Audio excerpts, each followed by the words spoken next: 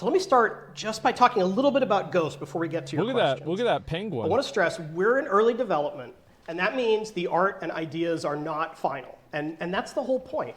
We want to share all this with you early so that we can get feedback, make changes, and make the game better before we are finally live. We think the right way to tackle a project as big as an MMO is to be careful about where and how we innovate. We think this is a risk when you try to innovate too much. That's what leads to a MMO with a dev cycle of 10 to 15 years, and ain't nobody up here wants that. Ashes of creation. We're going to be really careful where we do innovate. A great example are several of us came from World of Warcraft, and we love WoW's Dungeons and Raids. We don't think there is a lot we need to do there differently. We'll put our own spin on it. It's a different game. It's a different IP. But overall, we're not going to spend a lot of points innovating on things like that. That's fine. Just do it like Classic, though. We think adventuring, like going out into the world, doing quests, kind of figuring out where you're supposed to go next, has not aged super well. And we think that is a great opportunity to innovate. That's true. So I want to talk a little bit about that.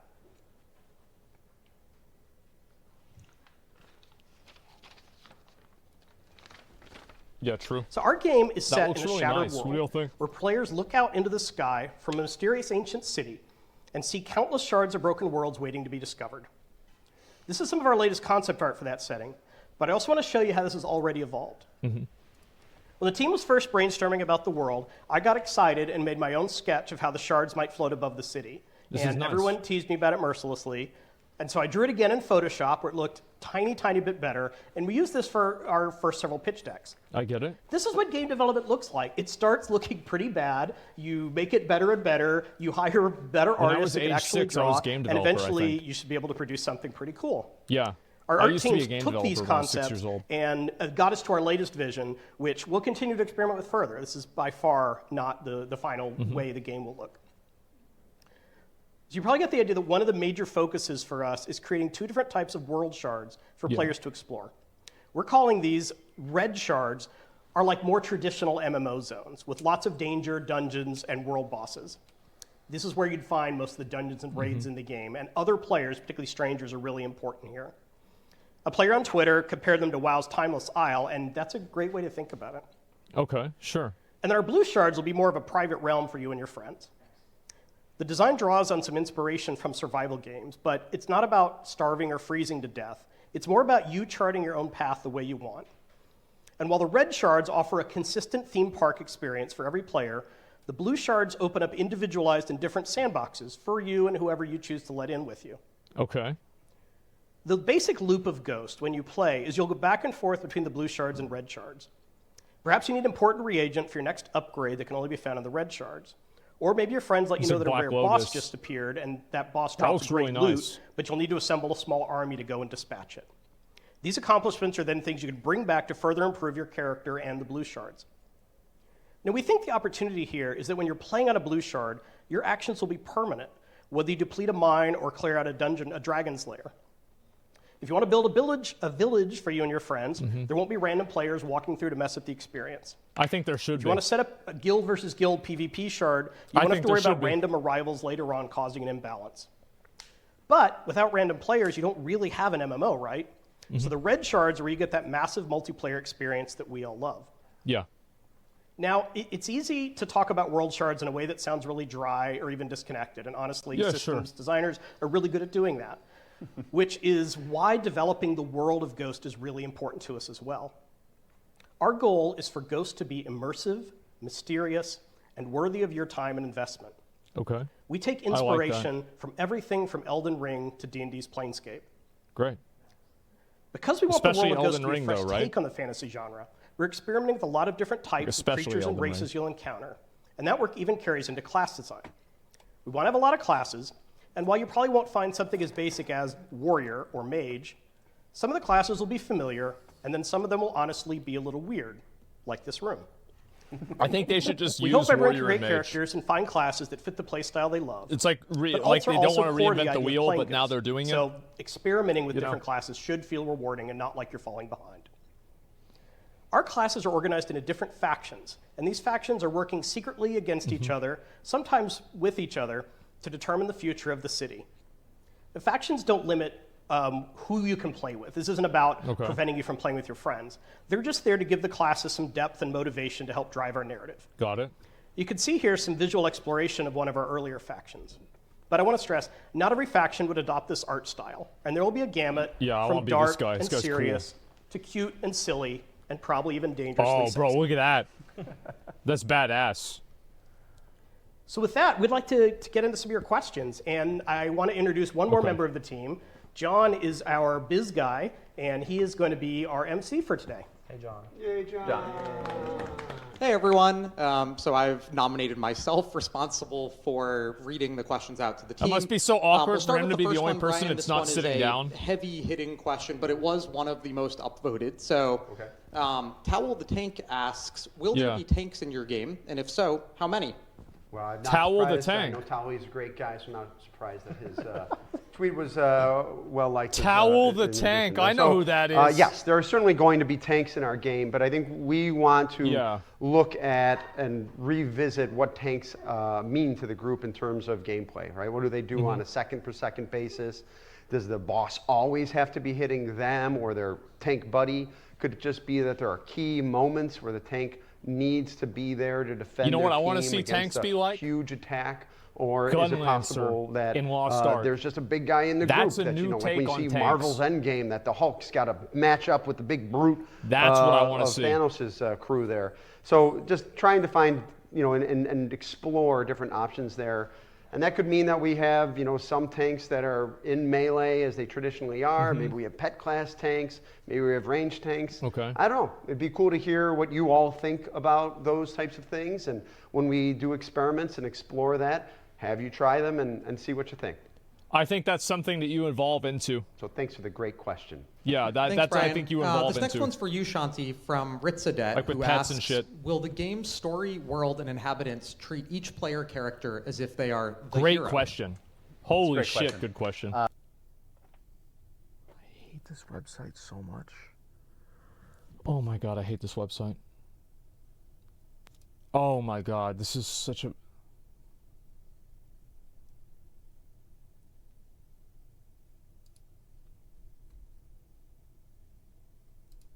What we're going with is something much closer to I'm so how sorry, Destiny guys. does it, for an example, where you're part of an elite crew, an elite group that has powers greater than the average NPC or civilian you see on the street. Sure, okay, that's fine. This gives us room to introduce NPC characters, develop their arcs alongside you, and kind of have it feel like, you don't have the entire burden of the universe on your shoulders. You have others to bear it with and adventure alongside. That's good. I think being an adventurer is the good thing to do. All right, next question over to Candice from @xmadson. What is the reason for having blue shards and red shards? It seems like blue shards are their own survival game base builder. Can't this exist in the red shards or vice versa? I think the superpower of our game is in the blue shards. And when we say that you're going to play blue shards, it could mean that you're just playing one blue shard for the entire season or the entire expansion, just like building and decorating your base and killing monsters and stuff like that. Like but it can Valheim. also mean that you're playing several blue shards. You could play hundreds of blue shards or maybe even just dozens. The idea behind blue shards is that we're always going to give you a lot of variety. So we love exploration. We love the exploration element of survival games. And since these blue shards are kind of generated just for you and your party, we can always throw some cool, like wacky surprises at you. Like, what if it hailed razor blades and you had to keep shelter nearby? Or what if the world was just slowly crumbling around you and you had to like collect as many resources as you can and get the hell out before it falls? So one is like the exploration angle. Two is the shared progression. We love shared progression in survival games. So things like upgrading your crafting bench so that everyone else can use that crafting bench and like submitting your recipes to it, and like that sense of community that you really only get in survival games. And now imagine you can take that character, you can take that community, and then like inject that into the traditional MMO that has all the raids and dungeons. And you're getting like a mix of your gear from both of these blue shards that you're investing in, that you're playing multiple of, and then the red shards that you're more used to doing things like instant story, dungeons, raids, world bosses, all the cool stuff. Like we really want to concentrate the cool stuff about like the open world experience. It should be red shards, so right? that we can kind of like divide the experience between like here's your exploration loop, and here's your like static loop. I feel like this concept might be too... Okay, I'll toss the next question over to Ed. This one comes from at Mystical OS, who asks, Ooh. do you plan on supporting UI This guy's mods? the guy And that made Will they DBM. be curtailed to not create the arms race present in WoW, or will you take the Final Fantasy approach? This guy made DBM. Ooh, that's a good one. Spicy. I know, it's spicy. Thanks for the question, Mr. OS. Big fan. Yeah. So I think you've astutely called out like that there is a pretty big risk to doing something like add-ons in the context that say like WoW does them, right? I don't Where want add-ons. You can get to the point where you've got all these interesting fights with great mechanics, and then you have people who are sort of just in this arms race with the developer to like build add-ons that play the game for you, right? Yeah. Shout out to Foji and WoW Classic for doing this for my raid in Wrath of the Lich King. So I think that's something that we probably don't want as much of. I think the combat modifying combat add-ons are world bad. is probably not one we want to live in. But The normal ones are not while that we don't bad. know exactly what we're going to do, there's probably some great use cases for exploring add-ons, and I'll try to talk about a couple of them. Sure. So like examples that come to mind for me are things like, imagine that there is an accessibility feature that we maybe just haven't been able to prioritize yet, but a passionate developer in the community could build it for the game, and that could enable new people to play who wouldn't otherwise be able to play. Like, I think that's awesome. And likewise, there are just players who have strong preferences about how their UI should look, and they may not be in the realm of what the base customization in the game allows. And so allowing someone to serve those needs, I think, is good. So I'm not exactly sure where we're going to go.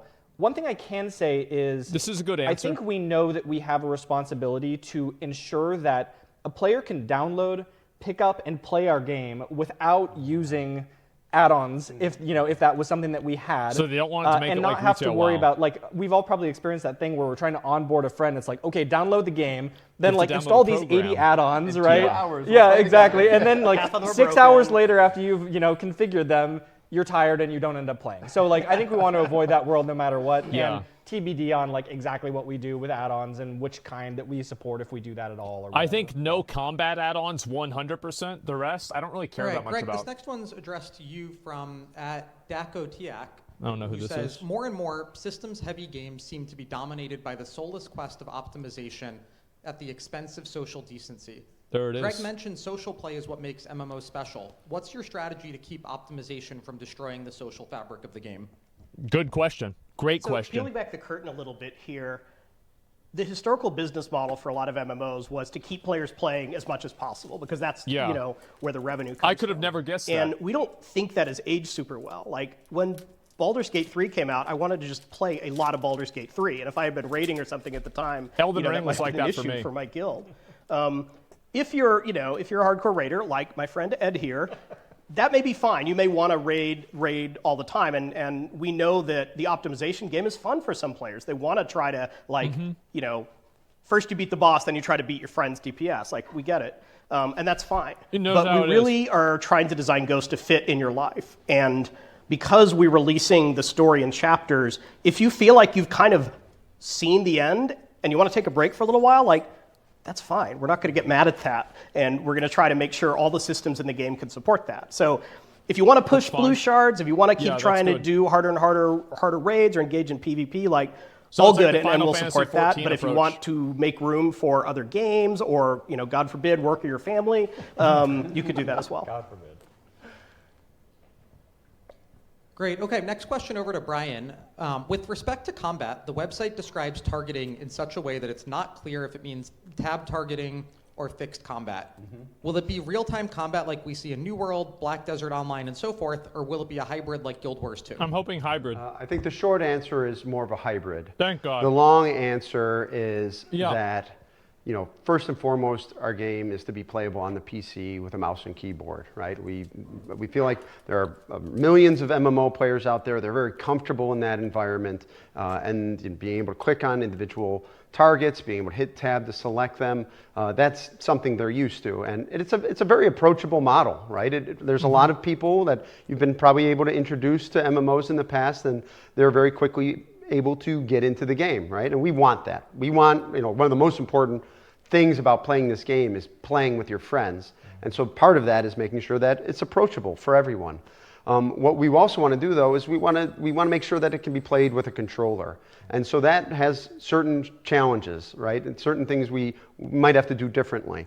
And so we're exploring other ways that you would do targeting, more of like what we call like a soft lock targeting system, where you're maybe on a controller and the right stick moves the camera, and it's basically doing tab targeting for you. It's selecting a target based on where your crosshair is looking. Crossplay's huge. And then trying to add a lot of mechanics want people to play from the game, you know, popular action combat games that you might see, like Shadows of Mordor or even Spider-Man or Assassin's Creed. There's a lot of things they do with combos and assassinations and counters that we think we can bring into MMO combat and make it a bit more interactive and physical and interesting. So that's kind of where we're at in terms of targeting and combat at this time.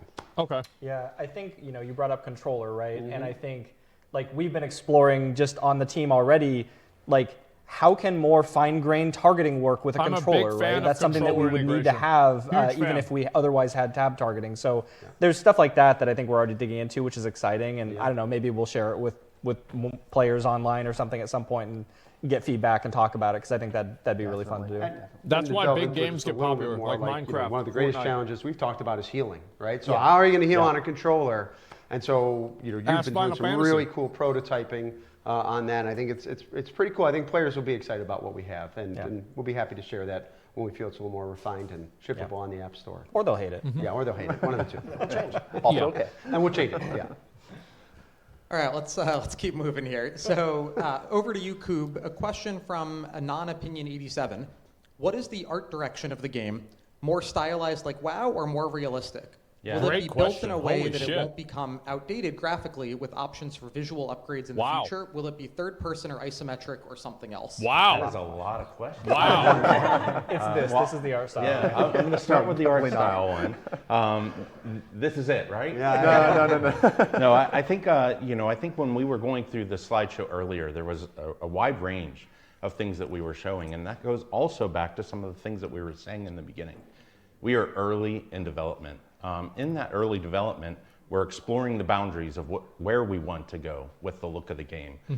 With the tone of what we're trying to do with the narrative and the IP, we know we're not going to be too stylized or cartoony, but we also know, to your point of things that end up being dated, this is a game that we want players to love and play, not just for years to come, but for decades to come.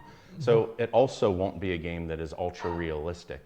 In this kind of like process, we'll kind of be working to refine where that actual direction is. Sure. And I think the third part of your question about the camera, I think we can lock it in that it is going to be a third-person camera, not isometric. Thank fucking God. I hate isometric. Unless you hate it, then we'll change. I don't like isometric. You all gotta hate it though. Well, as long as one That's person me, likes not it, you. we're Sorry, going guys. Chat seems happy so far with that response. So we'll, good. All All right, we can keep our job. Thanks, Chad. Thanks, Chad. So this next question, actually, I'll cheat and ask two in one. The first is, knowing oceanic servers would be a pipe dream, in what ways will you design the game to reduce the impact of higher ping on being able to effectively play? And then a related second question, will this game have cross-server grouping for players? Can NA play with EU homies? Cam, that feels as our resident Australian expert. He's a Mythic CTO, Plus that legend. feels like a good set of questions WoW. for you. Yeah, for start, I love this question because I'm an Australian, and growing up in Australia and wanting to play MMOs when they first came out, it was really hard. I don't know if he's Australian. So he I hasn't used profanity yet. play MMOs for a really long time, and so I can really empathize, and it's really important to me that we actually solve this. I think the combat that Brian described actually can make the game quite latency friendly, and so we can have players playing with each other from all over the world. I don't think it's the right answer to just say we'll have oceanic servers. I think the right answer is really latency friendly. You can be part of the worldwide community, and so that also goes to the second part of this question, which was about how easy is it going to be to group with friends. It needs to be easy. Like one of the core tenets of our game is that you can play with your friends, and so if you then had to do like some kind of weird transfer or play on a different server or not have your characters, that would be a pretty terrible experience. And so we're pretty committed to that. The exact server model we don't know yet, but it'll be very friendly to playing with your friends, playing with people in other countries, and for like latency tolerant connections. I hope chat likes that answer too. Maybe allow people to join cross-server for like blue shards, but not red shards or something. All right, let's switch it up a bit and start taking some of the questions live from chat too. 100 Fists asks, how do you avoid falling into the procedural generation traps that so many other games fall into? True. Yeah, Greg, how? True. Want me to take this one? Procedural generation like AI or just like soulless random games? Probably can't answer fast enough to make this work, but I don't know. Yeah. I'll answer it both ways. We're relying a lot on variability and random generation for our blue shards, but we take a lot more inspiration from, several of us worked on Age of Empires, which has random maps, or Civilization. Yeah. Those are not procedurally generated in the sense that this guy made Age of Empires too. It's just a bunch of empty fields, and maybe the field is green, or maybe it's brown, or maybe there's a bush. Like, we want to make sure these maps are fun to explore, and that you see cool things on them, and that adventuring is fun. Sometimes procedural generation creates like a soulless experience where you have a great quantity of places to explore, but none of them are that interesting. That's the exact opposite of what we're going for. We want the experience of starting a new blue shard to be really exciting because you don't know what you're going to find, and it could be very different from anything you've seen before. Yeah. Go ahead. Yeah, and also to add to that, you'll find things like side missions, you'll find things like recurring characters. We have a lot of tricks up our sleeve to make it feel like it's still one contiguous world. The other thing that we're exploring that could make it feel really cool is like giving the player a modicum of control over their blue shards. So it's not just like randomly procedurally generated, this is what you get. What if you could do things like adjust the difficulty? What if you could do things like adjust the season? Or how can you change even that and then let bigger people take things resources like that? out? Like, what if you could turn on rules that let you turn on PvP permanently and kill other players and loot their bodies? Like, we want to give you so much control over this thing that it feels like you're breaking the game. Now, does that mean that you can just crank the difficulty to easy and like get all of your gear? Probably not. We're going to control the things that you need to get, the scarcity of resources, stuff like that. That's on the red shards. But when it comes to blue shards, we really want to let you play your way, and we want to get pretty freaking radical about it. And so, I don't have anything to show right now, but hopefully we get to do some more deep dives on what blue shards actually are, because I feel like we've really only scratched the surface on what we want to do with these blue shards. And so, like, yes. Long story short, we hope that they don't feel soulless because you have your own spin that you can put on them, but also because the stuff that you do in your blue shards is not going to be soulless. You're going to be creating a community with your friends. You're going to be, narratively, you're going to be uniting this shard with like the rest of the world. You're like saving fragments of a dying world. And there's a lot that I could talk about that we probably can't get into in the AMA. I'm very sorry, but we're very passionate about it. We have a lot of ideas, and we hope that you'll like them. And also, we're hoping that we'll get your feedback along the way. Put the game out. Let us ruin your game, and then you'll know what's wrong with it. We won't. The sooner that people play this, the better. All right, so we heard it here first. It will not feel soulless. That's great to hear. So let's. We're just going to start rotating back and forth from live and the ones that came in from social. So a question that was submitted earlier from Woover was, really excited to see some of the crew back together again. I'm having concerns about the game being backed by NetEase. I understand the game needs to make money, obviously, but NetEase makes me think of the MTX and Diablo Immortal. Will this be similar? No. Shit. In short, we have not finalized our business model yet, but honestly, it's probably going to be something like you pay for a box or you pay for a subscription. Like, we almost certainly, this is not going to be like a free-to-play game with microtransactions. We might have microtransactions, but it certainly won't be pay-to-power. We decided to work with NetEase because they made this crazy offer of they want to fund us and let us kind of make whatever game we want with whatever team we want, and then they'll be there to support us along the way. So it's smart for it NetEase is the most freedom I've ever had as a game developer. I've been doing this for Think for about 25 it from their years. perspective. It's good for them. It's awesome, and I think that is what has allowed us to attract so many great people to work on the game. But again, love to hear feedback. Even once we start talking about the business model, that's the kind of stuff that we'd like to have. We want players to feel good about spending money. Yeah, sure. It's never going to happen, but yeah, sure. Great. Next question then from Ciro in chat. You've mentioned a lot Unless of they're classes. adding anime Well, girls. It's obviously too early for an exact number. Is there a ballpark for how many you plan to launch with? Maybe over to Brian for that? Servers? Yeah, I mean, we've talked from anywhere from 20 to 50. I think one of the things to focus on with the number of classes is that playing the game, we expect you to play a bunch of different classes. And so there may not be as much depth in terms of customization and taking a single class into 3 to 4 different directions. But it's more going to be that, this class, it's very easy for my rat catcher to not look like Greg's rat catcher. There it is. And for us to have some choices in how we catch our rats. Yeah, it is. But not necessarily that the rat catcher can do 4 different roles and there's the talent choices for all of them. So I think in that respect, we're going to see, but then, we could really go deep on the rat catcher fantasy because we only have to say this is what rat catchers do, right? Okay. And so I think that's part of what we're talking about here. So yeah, something in the 20 to 50 space is what we've been throwing around. So they're almost going to be like Ratcatcher. champions Yeah, in like a Ratcatchers, MOBA. by the way, is it's like a joke on our team, but don't it be a joke? surprised. Don't be surprised if you see it. Yes. It is too We late say we now. won a lot of classes. No, it's out there. It's out Brian, there. there are- The one thing is with having lots of classes. Sure, it's not going to be like rat catchers our only class, but part of I it would is yes, we're going to expect have as Greg alluded to in the opening, we're going to have those traditional things that you want to be. There's some guy who wants to be bare-chested with a big sword, running around smacking things, and wants somebody to be. Bajira? Yes, exactly. Yeah, Bajira will. Maybe if he's out there now, and sure there'll be somebody in a long robe. Who wants to cast spells, and we'll have roles or classes for those type of people who want that fantasy, but we also want to do weird stuff. Yeah. So, yeah.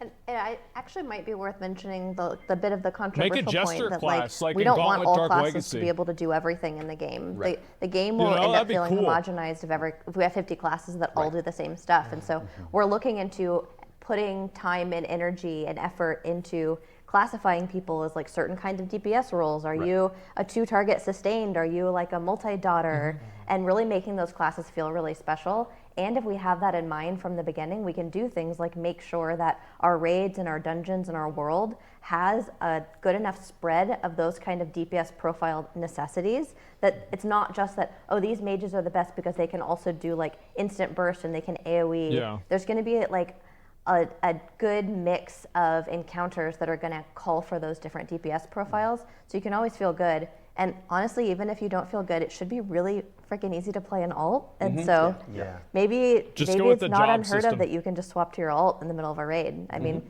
we really want to reinvent Just do it like what Final Fantasy. alts feel like. I think many of us have Just do it suffered like in Final games where Fantasy, we want to please. play alts, but there just isn't the systems and the support to make it feel like it's a good use of your time. And so from day one, we talked about how can we make alts feel good in our game and make it feel like an organic, natural thing you can opt into to try a lot of different classes. Yep. If you want Ratcatcher, get in the comments. Yes, yeah. Upvote the rat catcher. You definitely won't be an elf rat catcher. Is that the Spoilers. next question? That's actually a great question. Transition, Candace. And the good news, you all can't see this, but we have people theory crafting their rat catchers now. Someone named theirs Charlie. I love it. Yep. So Hey, we have a name. it's going to happen now. Yeah, I'm sure the Discord is up already. So, Shanti, I think Candace's comment is a good question. We have not launched our game. We've not shown gameplay yet, but at Nary 5th is perhaps the first player that we've already lost. They write, no elves. You can't do this to me. Do you have a response? Yeah, that's kind of weird how I said no So, elves. We want to develop this game with players from day one. It's why we're all sitting here, cracking jokes and trying our best not to spoil anything. Yeah, sure. Over the coming years, we will say things that aren't clear. We'll try features that end up not working out. There's gonna be and a that's just kind race of that looks like part of the elves. journey that we want to take you upon.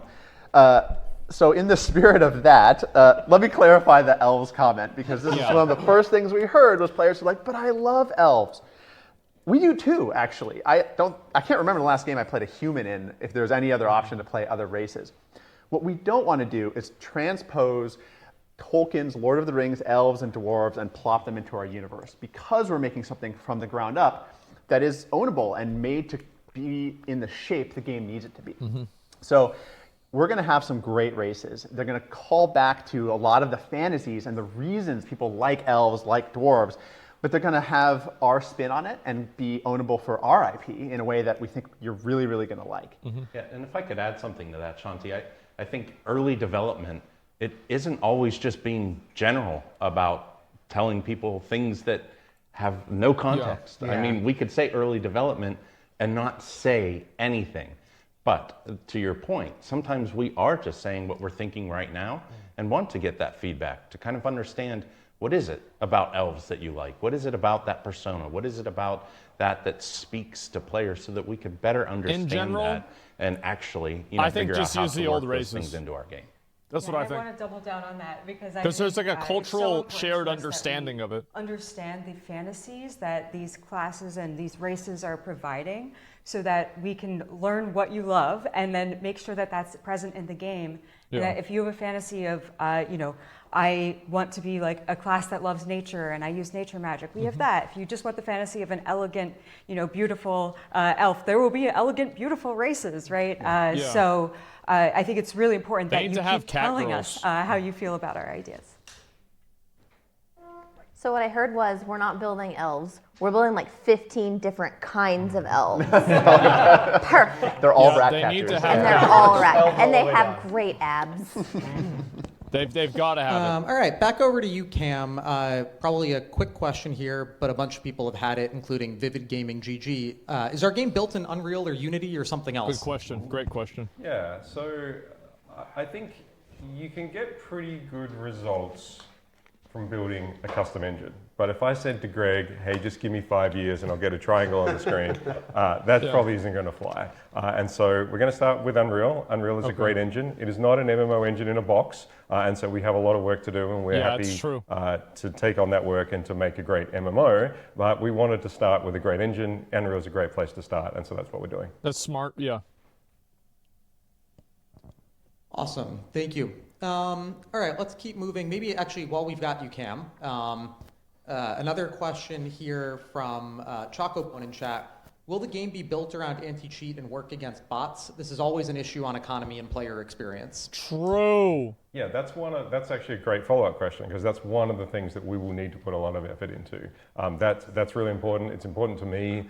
It's actually something that some of us on the team have worked on before. And so things like, if you call that client integrity, things like avoiding exploits, avoiding botting, avoiding dupes, things like that, that will put a lot of effort into that. So he played New World. I'm confident we can get that to a really good spot. And then the other side of that is actually content integrity. You don't want, like, I actually hope our game gets big enough that there will be data miners trying to like sneak into the into the files and work out what it all means. But like, we don't want that to spoil the game for people. And so we'll make sure that content is also protected if we've got a big story moment, or even if we want to just hide for gameplay reasons. That's like, great. what is this upcoming boss mechanic? Then we want to make sure that we put enough like content integrity tooling in place that can't get spoiled and that can't get data mined. So that stuff's hard, but I'm confident we'll be able to do a good job of it. Yeah. I think Cam, data you're doing a mining great is job generally answering a questions. bad I'll thing. just give you another one. This one's from at Scripe Wow from Social, we who know asks, who this is. do you plan on releasing the game in patches worldwide at the same time? So short answer, yes. I think we want a worldwide community, and it's just better if everyone gets the same content at the same time. And so that is our aspiration. That's what Doesn't we're going to do. lose because sometimes there CU. are practical reasons why that's difficult.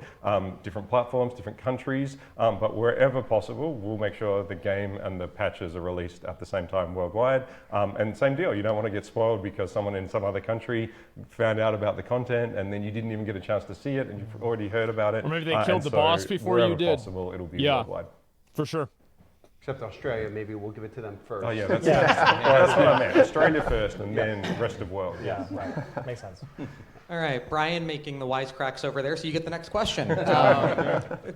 This question comes from Denied, who asks, when it comes to characters and alts, will you have to level multiple different tunes like WoW and Guild Wars 2, or will it be more like Final Fantasy 14, where I can have one character that can learn all jobs by changing stone? Amazing question. Yeah, it's a good question. We touched on this a little bit before. I think we believe, RPGs, it's a lot about creating a character, and your class has a lot to do with the identity of that character. And so we do want character and the classes to be tied together. So if you create a character, it's going to be that class, and that defines it, and you can, you customize it, you make it look that way. But we also want to have this ability to progress your alts or play a lot of alts. And so your progression will probably be more about you, the player, than necessarily your individual characters. there's a balance there. It's a tricky problem to say, how much do you make time investment worthwhile so it feels like you've made this character more powerful, but at the same time is not a hindrance to you making multiple characters. So those are things we're always discussing. We're going to find pain points. We're going to hear from you on what you think makes an alt worthwhile. But yeah, our plan right now is to make characters and classes tied together, but also to make it pretty easy for you to switch classes. A roster system I would be very happy with. Some of the things that we really like about the Final Fantasy model is like how easy it is to swap back and forth from classes, and how much sense it makes. Like, oh, I have this different weapon now, and now I'm this different class. There are things that we could do that are inspired in that vein, but ultimately the thing that we like the most and the reason we chose this direction was like, we like embodying the entire fantasy of the character within a single character, in the sense that, like, if I want to play a Scourge character and then I want that to feel like it's in the vein of, you know, Scourge stuff, or I want to play my Tauren character or something, and that's going to feel very different. We want to give you like the full breadth of that fantasy, and I think the best way to do that, to deliver on that, is to let you play a lot of different races, to play a lot of different like fantasies to explore. Yeah, sure, I get it. I remember Shanti and I had some conversation about this at one point, and I would agree with that. We were just joking around, but it was like things like, how do your characters interact with each other? Like, maybe you have a base and like you can go in and your rat catcher's doing the dishes or something. Yeah. You can like, it's like grab stuff out of their inventory or like do whatever. Like there may be creative things that we can do and explore that just make it feel overall always better to have more characters than worse, or like you're juggling things and did I do my dailies on this and whatever. So And it was actually kind of hard to say that because we're a little bit afraid of promising things that we can't deliver on, right? Like, what if we can't make 15 different races at launch, or what if we can't even make 4 different races at launch? It's what we want to do, but the reality of like the development and trying to get to ship on time and what sacrifices you make to have those kind of things put in the game. Anyways, I just want to acknowledge it's like very hard for us to say these things when we're not 100% sure. And there might be a world where we only have 1 or 2 or 3 races that ship. But letting you know what's in our head and where our philosophy is at, I think, is what's important. It's about good like to know what the North Star is. Or staying transparent about our development process and developing out in the open. So we have more ideas than Ratcatcher. In fact, you came up with more today, or Ratcatcher might just be our anti-cheat system, is what Cam said. So it'll be somewhere in the game, even if you can't play it as a class. Brian, you took like a mix of W's and L's in chat for the alts versus not alts type thing. Oh yeah, well I'm not surprised. Probably the WoW players versus the Final Fantasy players. I love alts. I don't like alts. I like playing one character, and that's the thing. I don't we like understand. having There are people who content. like making one character and playing that character only. And so one of the things you have to make sure you're not letting happen is, well, to play this one character, I have to play lots of alts. Yeah, that's not I have fun. to play lots of alts and drive it towards that one character. It's okay to say, I play this one character and it can feed my other characters. Like, that's a little bit more palatable than saying, in order to make my Ratcatcher more powerful, I've got to play my Gunsmoke Ronin and my, my Swan Catcher or Swan Watcher. I don't know.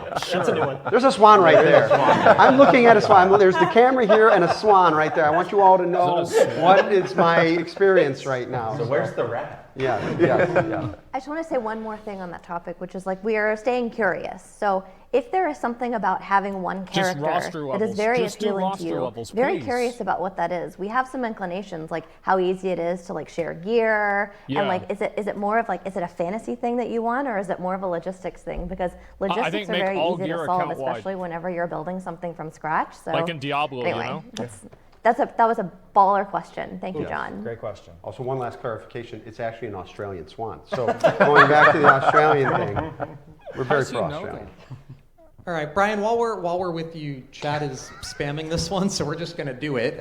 Specifically for Holinka, can we get an idea about what PvP will be like? Will there be incentives pushing players to be a part of open world PvP? Will there be a ranking system, BG arenas? Very good question. There's a lot to be decided there about the structure of PvP. There will be PvP. I think more of a focus on open world PvP, maybe blue shard PvP. So that every time you're going in, it's a little bit different. Maybe there's blue shard battlegrounds. Maybe there's blue shard arenas. I think that's a kind of an open question. I think one of the big challenges in MMOs, every MMO has this. Honestly, any game that has a PvE progression system and PvP in it has this challenge of, are those two parallel progression systems or not? And I think that's something we're really going to have to think about and in my opinion, avoid, right? Like, that was always a constant battle in other games that I've seen of, well, is the PvP always better in the PvP situation? Is the PvE always better in the PvE situation? Just make PvE the best so thing. I don't know. I think we want to explore different WoW. ideas there and probably not do Don't it try to the way balance it. everyone else has done it in the past.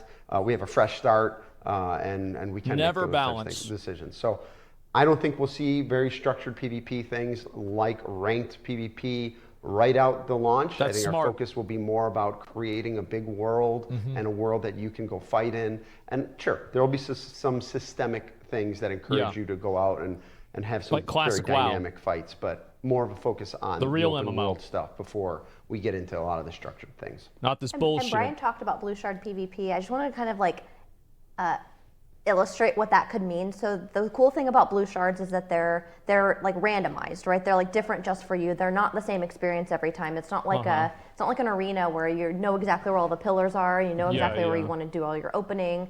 It could be really fun to play a map like Warsong Gulch, but you don't know where the capture points are, and you have to figure that out each time. And maybe sometimes there's some texture between, oh, this one was really easy and this one kind of sucked. But it could also be fun to have those like private PvP experiences where you could turn on specific rules that make things more interesting for you. Like, what if we wanted to play, if we had blue shard PvP, for example, we say, okay, we want this to be kind of like a capture the flag style map, and we turn on that like hailstorm rule that we were talking about earlier, where like now I have to worry about getting to the flag, Like the Winter but I also have to Arathi worry about like Basin. building shelter and knowing where shelter is nearby. Blue shard PvP could be really, really fun, and we hope that we can deliver on that. Like the fog maps in PUBG, man. I remember that. That shit was good. Next one's over to Ed.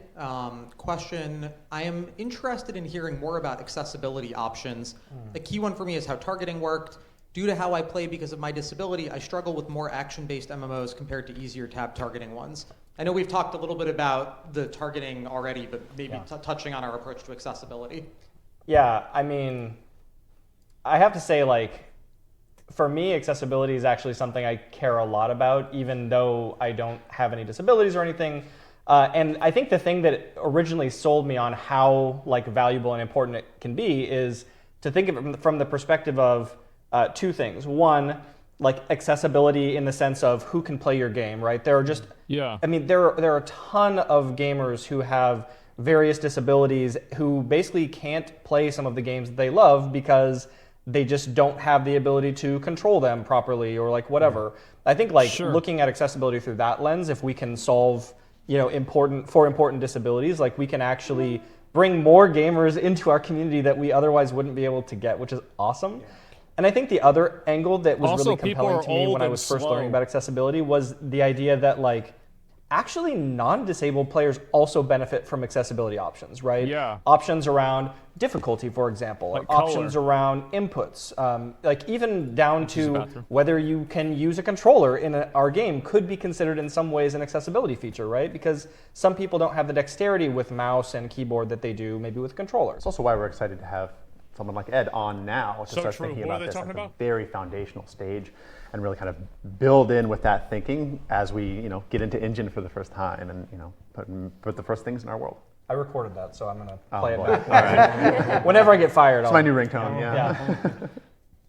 It's good news for you, Ed. We're going to have a VOD of the whole thing. You can go back, clip out the parts that you want, put it in your annual review. Next question over to you, Greg. This one comes from Ace of Sween, who says, I remember Greg remarking on the OG Plus podcast that WoW wants to be the only game you play due to the time commitment required. Time commitment is always an issue in MMOs. How will Ghost approach this challenge? We've also gotten a few questions in chat just sort of asking about like what a typical play session looks like. Are we thinking dailies and weeklies or other types of experiences? I'm hesitating to answer this because I don't want to throw, other games under the bus, but generally dailies and weeklies are kind of low quality content that are easy for developers to add. So when you need to make sure your players have plenty of things to do, you add more dailies and weeklies because it's, you can play the same quest over and over and over again till you're really, really tired of it. Super fun. That's not the framework we want to approach. What? No. Because we're telling the story in these chapter-based sessions, we're fine if someone finishes a chapter and pieces out until the next chapter comes along. That's great. Again, if you want to stay and play the game, we will have plenty of alternate activities to do. We think that re-rolling and pushing blue shards is hopefully going to be really fun and have a lot of activity, and you will get rewards from it, but it should feel optional. It shouldn't feel like every day I log in and I do my 4 blue shards, then I go do my daily quest, then I do my long ass enchantment cooldown or whatever. The tricky part of answering a question like that is you don't want to send the message to the Eds of the world that oh, so you're saying your game's not going to have much to do. Yes, there will be a lot to do, but we really want it to be tailored around, as a player, how much do you want to play? You're not going to be able to be the best player in your guild with the best gear if you're like, hey, I like Ghost, but I only want to play a couple hours a week. Yeah. But you could still progress and you can still see the content and finish the story if you play a couple hours a week.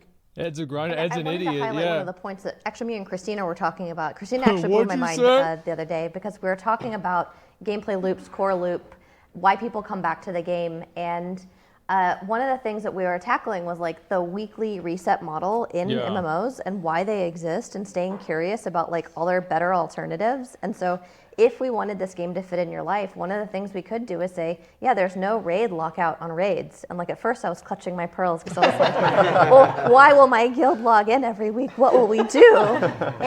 But I think there's better reason. If you wanted to quit our game happy and full of gear because you've seen everything and then come back whenever we give you something else to give you, that's way more preferable than you're leaving money on the table, you're leaving loot on the table if you don't clear this raid every week, if you don't finish all of your dailies. This is what we mean by fitting into your life. If you want to finish the game and move on, that's okay too. I think they should do what's give you a lot of stuff so you bonus. Don't finish very quickly, or at least you have optional things to opt into. But yeah, what's a world where there aren't any cooldowns on raids? Loot blocks and stuff like that. Would you have to redesign the meta of the world first race? Why, yes. Are we already thinking about this? Why, yes. Good question, Jess. Sure. And this is also why we need your feedback. What is it? If we were to do things like remove raid lockouts, why does that scare you? Why does that excite you? Love to hear more. Yeah, I think one of the biggest challenges people burn that we're going to try and figure out is we I don't think it's a good want idea. the game to fit I into think they your just lives. make it to where you get rested. We know how important that is. We know you have busy lives full of other things to do. But also we respect how meaningful it is when you've played a game for thousands of hours. And you want to be able to say, hey, playing this game for thousands of hours is very meaningfully different. My experience, my progression, you can see all the love and devotion I've put into this game. So that's something I think we're going to be spending a lot of time talking about in the coming years, how to balance those two things, because they're both important to us. I think it's just stopping players from burning themselves out. Another question that came in beforehand that also a few people have asked in chat. That's what's scary. Is probably around the studio's approach to AI. Rekma asked, how much do you intend to use advancements in AI? Can that help make worlds and NPCs feel more alive or more interactive? Maybe over to you. I feel like this is a trap question. Yeah, I'll go ahead and get started on that. This is a trap question, 100%. As Greg already pointed out, we have such craftspeople that are already in our studio, and even with NetEase. And one of the things that we want to do with our game is mold this with the community through those craftspeople's hands. So it's really important that we're bringing the right team together that is able to craft this amazing world, this amazing content that we want to create. AI has been tools that people have been using for a long time in different things, from things like Substance Designer, making procedural textures and things like that. And those are tools that we feel more comfortable using, but tools that may potentially plagiarize somebody's work is not something that we would do. And we want to definitely keep that kind of published content in the hands of actual, artists and craftspeople. Yeah, I'll add a little bit to that as well, which is I think you did a great job covering kind of content creation workflows. Thanks, Cam. Yeah, you should keep doing a good job. That's what I You should be an art director. Yeah, that's right. But I think there's a whole other class of AI that, and specifically around machine learning, which I think is something that we could also look into. Like, here's an example. We're talking about these kind of infinitely variant blue zones. Like, what if, based on machine learning on people's actual experience, it actually feeds back into the system that generates these blue zones. And so you would use machine learning on players' fun, effectively, to feed back into what is the next blue zone, what is the next blue zone. And so that's another example where I think we can fit it in without it being the kind of, I guess, more controversial or predatory AI like you described. I think AI should be used, but it shouldn't be relied on. Look, we're only going to hire 15 people and have AI do the rest of the work. Like, we hear a lot of crazy promises about the future, and honestly, I think nobody knows. But we are going to hire a lot of great engineers and a lot of great artists, and hand make a lot of our content. Greg, while we've got you, question that's come from a few folks, including Shambits Gaming, is partnering with players is a great value to have, but what is the actual strategy here? How do you intend to partner up, and what can we expect as players? That's a great question. This is a brand new frontier. Like, many of our former employers never would have gone for something like this. So we don't have a lot of examples to follow. I think some of the indie games do a pretty good job here of saying, like, look, we want feedback early on. Tell us what's working, what's not working. For the most part, our strategy is going to be oversharing. And we know that's not every player's cup of tea. It's going to cause Some of problems. you are probably not the ones watching the stream. It will cause problems. Some players out there will say, good. I want to wait until things are set in stone. I want to wait until I can play the game and see final art. And that's great. And we will make sure you know when we're at that stage. But we also think there are people who are excited to kind of come along this journey, see how the sausage is made, watch us pivot as like our ideas don't turn out as awesome as we think, and we have to do something else. We have a lot of experience on the team talking to players. There is a challenge where we're not building a game by consensus, right? We're not going to like go out and vote like, hey, what should the next class be? We'll ask for feedback. That's very smart. We will I'm glad to hear this. Marry that feedback with our experience and our intuition, and a lot of players the are actual stupid. Hard numbers that you get from watching players play tests. Sometimes players say they're doing one thing, and in the reality they're doing something else. Yeah, so it's helpful to have that information. I'm not going to buy this microtransaction. And just like everything else, this is a great part, a great topic to give us feedback on. Like, are you sick of hearing about our studio values and you just want to hear more nitty gritty about like how much armor class does this class have? Do you want to hear more about blue shards? Do you want us to talk to you more? The raid progression this is not our last AMA. We are going to do some really cool things. I mean, I'll just say it now. We have a few interviews lined up with streamers you've probably heard of. We are going to do a podcast that we're partnering with our good friend Scott Johnson, where I don't know what the cadence will be, but every episode we'll talk a little bit about like, what is it like doing a startup? What changes do we have to make? What are the challenges? It's really like making a documentary, like releasing the documentary as the documentary is being made. So yeah, another experiment. Maybe it will be terrible. We hope not. But definitely listen in and tell us what you think. Yeah. Go ahead. You sure?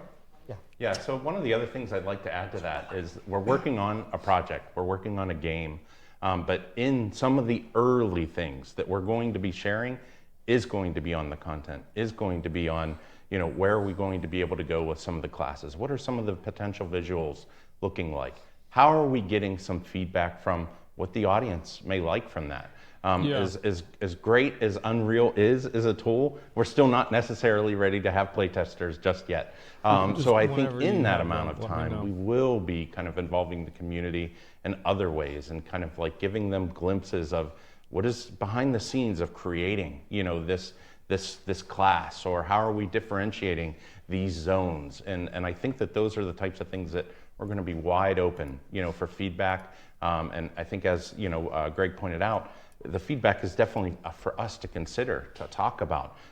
We love kind of like just as groups, even questioning and having people consider things from one another. But we're still only, a group of people. I think on our website we have like 14 people right now. So we'd love to get, more information from the rest of the audience. I think another one of our strong values in the approach to partnering with players is that we understand not all players want to engage with us the same way. So we want to have lots of ways to get your feedback, get your input. So that could be, hey, we're talking to you right now, you're chatting with us, it's great. It could be, hey, we sent out some surveys. It could be play tests. It definitely will be, but more on that later. Yeah. I don't know if Greg remembers, but when I first joined Riot before coming here, I reached out to him and I was like, can we get lunch? And I just want to pick your brain. And I just remember kind of fangirling over Greg because not because he was a celebrity or anything. Smart. Yeah, he's just so smart.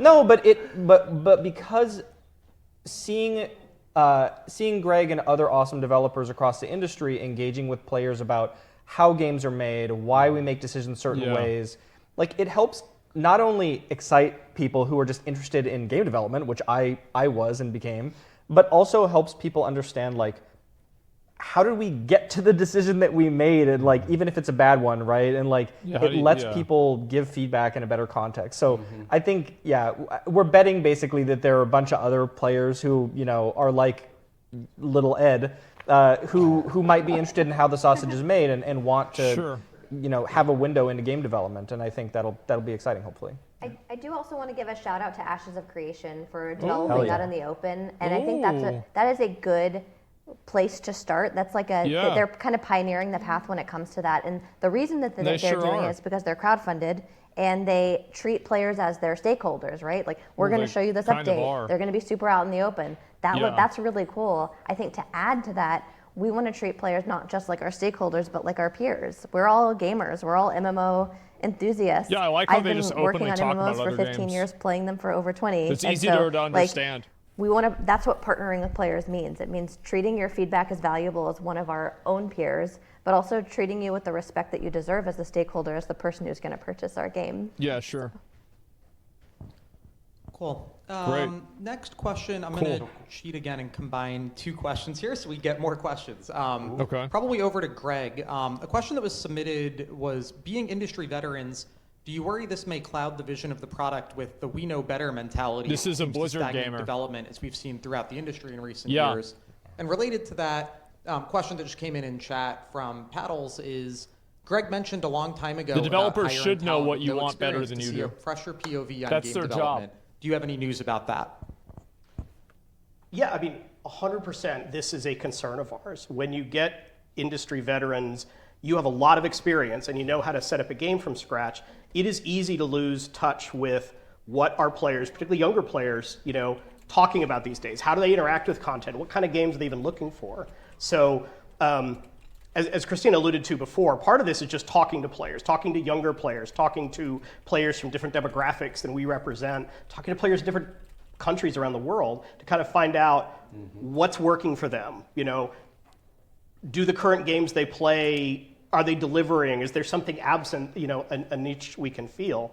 We will do focus groups, we'll talk to a lot of players, and yes, we will hire people with little to no experience. I just think that will be an awesome way to get a fresh perspective, some crazy ideas. We are not at that place yet. We are a remote studio, so we cannot offer a ton of direct mentorship. Our tools are currently the kinds of tools that veteran developers are comfortable using. So give us a little bit of time to catch up with that. Sure, and that makes we sense. will you will find job recs on our website. I just want to caution you that we will probably get a lot of interest in those roles. So we can't hire all of you. I would love to, but we do want to stay as a smaller studio. Sure, that makes sense. All right. Next question over to Shanti comes from. You can't just give players what they want all the time. Congrats on the team. Congrats to the team on the people don't know unveiling what of they the want. studio. On IGN, it was mentioned you want to avoid typical fantasy tropes such as orcs and elves. Do you have any other examples of tropes you want to avoid? Dwarves, gnomes, halflings, dragonborn. Love this question. A lot of games lean on tropes because tropes are there for a reason, right? A hero overcoming some obstacles with their friends and being triumphant has been in stories for as long as humans have told stories. The heroic journey, yes. So we're not going to try to reinvent storytelling in game and avoid all tropes. Thank you. That being said, one thing we are very excited about is the possibility of playing more in kind of the gray space between the good and the bad. We love it when you can understand why a villain may be doing something, even if you don't agree with it, or watching a hero that 2 seasons ago was your favorite, maybe starting to make some choices that you're not so excited about anymore. We want to be respectful of the passion and the love that players have for characters in the world, but we think there's a lot of really interesting area there in the gray that we can deliver awesome stories and incredible characters for you. Yeah, and if I were to add to that, that's what I love so much about being able to have art partnership with IP and narrative, because it really helps drive what we could do visually, with that. Already when, Art has been sharing with the team on our kind of weekly cadence of, oh, what about this? Or, Shanti will start, throwing in some designs, and then Greg's like, oh, well, he gave me the go-ahead, so here's 20 more. And I love what we were able to kind of come up with and explore. And yeah, like it's just great having that from the very beginning of the projects, because it's only going to make what we're creating, both visually and for people to play, just more kind of a stronger foundation to grow on over years to come. Sure, I can see that. I don't think they should be afraid of tropes though, like dwarves and we've elves. gotten a couple questions about I think that's our totally approach fine. to solo play versus group content. One of them is from Jagadorium, who says, what's your take on solo players? There are people who like existing in a shared world but have trouble finding time to filter a group of competent people to play with. Is the game built with loners in mind? Maybe over to you, Candace. I think you need to have loners. Yeah, I mean, some of the stuff I touched on earlier about blue shards and being able to pick your difficulty, it's definitely more solo friendly. Yeah. Will I say that you'll be able to do everything in the game and kill every monster by yourself? Probably not. But blue shards are a great answer to that problem, where you can roll a new blue shard, do as much stuff as you can, kill the bosses that you can kill, but then when it starts getting too ratty, just dump it down the toilet, start the next one. Don't dump it down. Give it to the city, or blow it up, or do whatever. So I think blue shards give us a lot of access there, but also, like I had mentioned before, the red zones that we're going to do should be concentrated in just the things that only a big, like, contiguous open world can provide in an MMO. So things, Greg had mentioned, it's kind of like Timeless Isle if you ever played World of Warcraft, but the idea there is, like, there's always something to do, there's something you can jump in on, and you're always welcome whenever you do it. So things like world bosses that are rotating left and right. There's things like treasures to find. And so, yeah, I think that touching on both blue shards and red shards. Oh yeah, the other thing I wanted to mention was that we also want to explore leaderboard content, stuff like whenever you play Diablo and you say, like, well, if I think I'm the best paladin, can I do some greater rifts and find out if I really am the best paladin? And so hopefully there's a lot for you there too if you're a solo player, but definitely the game has solo in mind. Hopefully you're playing a lot of alts though, because that would be really cool. There's something that comes to mind when I hear that question too, which is like, there are definitely players who want to play solo, which is great, right? Like, I think we've all probably been in that space where, like, I just want to, like, log in and, like, do a thing by myself. Which solo players. I think it's awesome. Yeah, it's how you feel now, yeah. But there are also players who would love to find a friend group to play with, and they don't have the right tools to do it, right? Like, they don't want to be match made into a guild of, like, people they don't know, or like they just don't want to kind of go down that path. And some players like me have been, like, super lucky to raid with a bunch of clueless gamers, shout out Derez, for the past 3 years or whatever in WoW Classic, but it's hard to find that group that you're really going to click with. And so, like, one thing we should be thinking about a lot is how do we build tools to help connect people so that they can find that group that they do want to play with them when they want to play with people, and then let them play by themselves when they don't want to, That's a great segue. Part of that actually is another superpower of the blue shards is that we can create roles within a community that don't exist in other MMOs.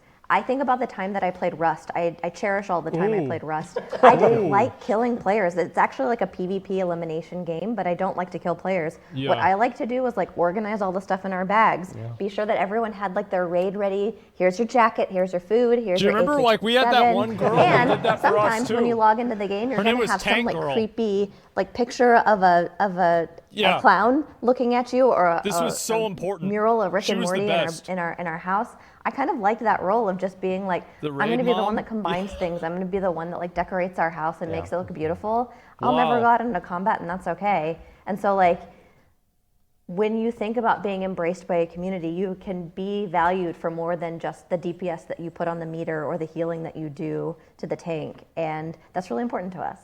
And I'll say just one more thing, and then we really will move on to another question. But also, all of those roles Candace is talking about can be asynchronous. Like, you can be the person that organizes the resources in your base. You can be the person that goes out and scouts and explores it all. So then the other people, log on later that day, they find all these cool things that you discovered for them. And so in that way, you're playing solo, but you're really playing with a group. You're just not online at the same time. Awesome. So what I heard is that Ed is going to help everyone in chat find friends if they need it. Personally go I will out. personally matchmake you. Hit me up. That's really amazing. They are now friends with each other already? This is now an MMO dating sim. Yeah. That's right. So we'll now that we know that that's going to happen. They need to do that. Let's take another question here from chat. Muktwow asks, finally, will there be a focus on everyone should be able to get everything, or will there be a discrepancy between the hardcore gamer investing all their time and the casual who just wants to have fun? It depends on how they affect each other. Anyone want that? I mean, I could start. Yeah. We think exclusivity is cool. I think it's awesome when you have a sword that nobody else has, or at least it's very rare, and then you strut around the city and like call it peacocking when other people get to see that. They're like, oh, you're exactly. awesome. Or Yeah. maybe just very lucky. Flamingos. Maybe just very lucky that you got that. I think, again, when players don't have enough to do, they start to look at, I need to find best in slot for all of my equipment, and then when I do that, I'm kind of done with the character. Yeah. We hope we unask that question a little bit by having lots of items where you don't necessarily know where they come from. They might drop on a blue shard. We have lots of different character classes, so maybe you can be the what was your new class you just designed? Maybe you can be the best, the rat catcher, the best swan dancer on the of your friend group, or the best swan dancer NA, or things like that. So there should be a lot of different ways. Even if all you want to do is compare numbers to other players, there should be a lot of different ways to do that. That's not just about gear score DPS. Sure. Best roach snipper. Thanks, Greg. I think the last question that we'll take now, and I'll just go meta for a second, is the weird voice that people can't see. We are going to keep talking to players as much as we can. So if we didn't get to your question today, we will be back. We will keep talking to you. It's one of our core values. One of the last questions we'll take for today, though, is from Not Calex, who asks, where can we sign up for playtesting and feedback? Yeah, Many of us have followed your team for years and want this game to be successful and can't wait to be part of the journey. Maybe to you, Christina? Yeah, I love this question. And the answer is we're going to put something on our website so that you can sign up on the website. We'll let you know when we put it up there. Great. But I did want to give a little more context here about playtesting in particular. So earlier I mentioned all the ways that you could engage in giving us feedback, whether it's surveys or focus groups or things like this, right? There will also be playtests, but in the beginning of game development, playtests are small. It's usually not a lot of people get in. We will, as the game grows and as we develop the game, open the playtest to more and more players, and we're very excited about that. That's what matters. But I think what I want to express is that not everyone will get to playtest this year, but stay with us and you'll get to playtest more. Engage with us in the other ways, and there will be lots of ways for us to hear your opinions and put them back into the game. Yeah. All right, we want to thank you all for watching. We want to thank you for I got a lot to talk about with all of the the interest in the stream, the questions you gave us ahead of time, the questions you gave us in Twitch. We really appreciate it. You all are why we're doing this, and this is the start of a very long journey, but we will do as much as we can to keep you informed. And at some point, the person that owns this space is going to come barging in and ask what we're doing in their house. So I think at this point, we'll call it a wrap. Thank you very much. Thank you. All right. So let's talk about this. This was a great, honestly, I think this was, there were a lot of really big W's with this. I was really happy to see how much they focused on just talking about other games and having just like input and being like, oh, well, we like this in Baldur's Gate, or oh, we like this from World of Warcraft, and it's gonna be like Timeless Isle or Elden Ring or whatever. Like, that was really good.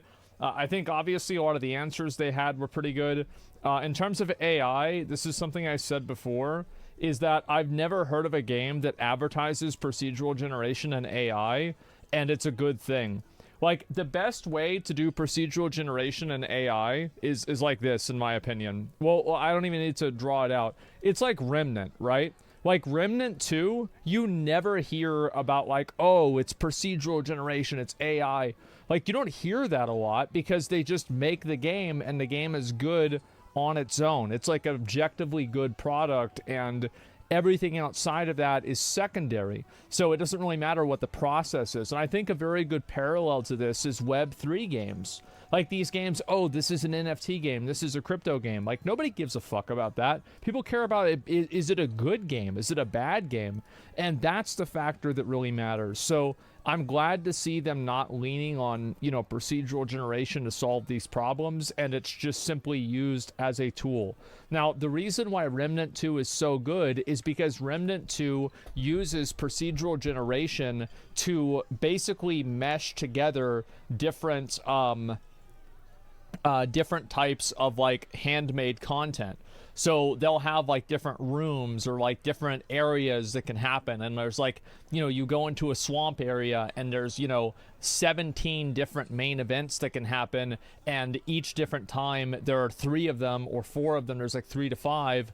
And then they're strung together by things that were procedurally generated. In my opinion, I think that's the healthiest way and the best way to do procedural generation, where it effectively fills in the gaps between handcrafted content that keeps it feeling fresh. That's what I think they should do. So, number one. Number two, I don't think that they should just listen to what the players think and then just do what the players think they should do. Most players are stupid and they advocate for things that would make them play the game less or make them not enjoy the game as much. I do think raid lockouts are a good thing, but I also think that rested bonuses on future raid lockouts are an even better thing.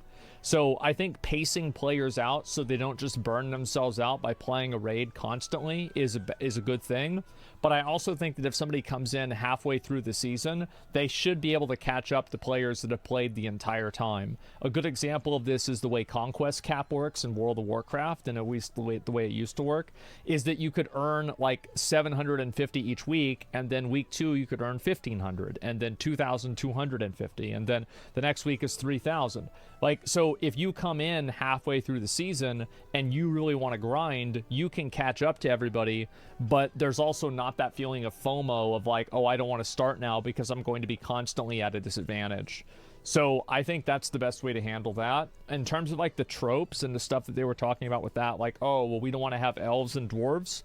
I actually don't necessarily agree with this, and I think that in a general sense, the reason why elves and dwarves are used a lot is because there's a general sense of cultural understanding and a general sense of like cultural relevancy that these things have.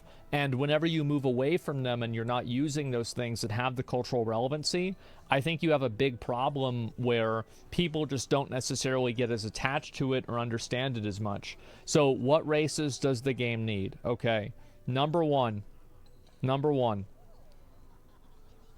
cat girls. It is super important to have hot characters. Like, if you look at like a lot of these like different games, especially these gacha games, they're super popular because of their hot characters. And even you can look at it a step farther. Look at Resident Evil Village with that Lady Demescro, whatever the fuck her name was, right? The really tall chick with massive tits. Like, everybody loved that and everybody knew who she was because of that, right? And it's important because it's very good for marketing. That's just how it is. Also, Overwatch. Yeah, the porn is more popular than the game. And then you have on top of Overwatch, you've got that. You've got Lilith. Look at Lilith. Lilith is super popular. Why? Because she's really fucking hot.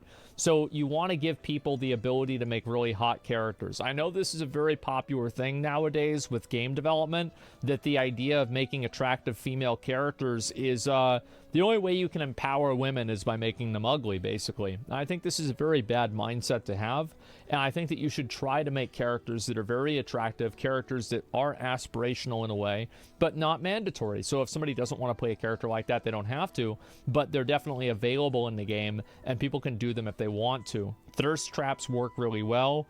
Look at OnlyFans. OnlyFans is massively successful, and it's completely based off of that. Attractive male characters are important too. Yeah, like Illidan is a fucking pimp. Like, absolutely. Yeah, you want to have attractive male characters. You want to have some big fucking dude. Absolutely. It's not even a question. So yeah, let me think about the rest of it. Arthas. Yeah, Arthas is a good looking dude, man. So no diversity quota? Well, I don't really care about a quota. Like, you can have... I don't think anybody cares about having black characters in the game or having females in the game or something like that. It doesn't really matter. What really matters is that you have the option to play whatever you want. Not everybody is going to want to play that type of a character, so you give people the option to do whatever they want. And I think that's the best that's the best thing to have. But you have to have hot characters in the game. If you don't, you're just putting yourself at a disadvantage, and it's silly to do. And I think also being afraid of using tropes is, I think, a bad idea, and it's not a good thing, because these tropes are what represent cultural understanding of these ideas and these concepts. So whenever you're not really using dwarves or elves, you're using something that's effectively dwarves or elves. And also, I think that people like dwarves. People like the aesthetic of these short, you know, stocky, badass dudes that live in a mountain, and they like making machines. You know, this is cool, man. And or like elves, right? These like really hot, you know, like tall, like white hair, like different elves. Like, yeah, they live in trees and shit. People like that stuff. So there's no reason not to do it just because other people have done it. Now, I heard a little bit of like, there's kind of like a, you know, we want things to be very open, but also feel very intimate. We want things to be hot, but cold. You know, I want something to be tall, but short. And there's a little bit of like double talk of like, where do you want to end up? Because they're like, well, we don't want to innovate on something that we think is really good, what they said with the raids and the dungeons with Warcraft, but at the same time they don't think elves and dwarves are good. I mean, I will say that, you know, contextually, elves and dwarves have been around for a lot longer than WoW's raids and dungeons have, and I think that there's plenty of games that do raids and dungeons just as well as, if not better than WoW, especially in terms of the ability to like run back and the ability to like not be inconvenienced by mistakes. So yeah, I think that they really need to, and also like this is another like kind of meta level concern, this is the last point I want to make, is that I think the red and blue shard idea, like red shards are MMOs, blue shards are Valheim, basically, right? I don't know if this is really going to work. And I'm concerned of the tail wagging the dog, where like they have this concept of red and blue shards. And I hope the team does some thought experiments of what does this game look like without red and blue shards? Because oftentimes I see games that take this thing and everything is predicated on this idea that's just being pushed forward and, oh, we have red and blue shards, and nobody ever steps back and asks themselves the question, why do we have red and blue shards? Why do these things exist? And like, if I can compare this to something, I would say that the way that like I looked at the raids and like the raid progression, like Covenants and Shadowlands are a great example. And also like the way that I looked at raids and like raid progression before I played Final Fantasy and after, like, do we really need a run back? No, we don't really need a run back.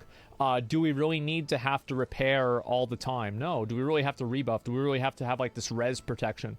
No, we don't really need these things. These things just waste time and they just elongate the playing process. It's not enjoyable. So I think that they should probably do some thought experiments of what does this game look like without this dichotomy of red and blue shards, and think about how to make the game better overall. because I can see the red and blue shards. It's like such a core type of thinking that I could see it being it kind of like creates rails around what the game can be. Does that make sense? Yeah. It's not contradictory with your view on things, saying the patch in retail was bad, but progressing through all the raids is important, like in Classic. Is that not contradictory with you in WoW? Well, it's a matter of degree. I think that's really what it is. Like, of course, it's the amount of degree. And I'm not really talking about, like, the concept as much. I just use the concept as a way to describe what I was trying to get at. But it's about the degree of what it's happening is. It's putting all the eggs in one basket with the shard system. Yeah. Why is Classic so popular right now, then? Well, so you're using Classic WoW as an example of why Classic is popular as an argument against wiping? Well, because Classic is such an easy game that you don't wipe. Like, how could you use such a stupid argument? Think about what you're going to say before you type it in chat.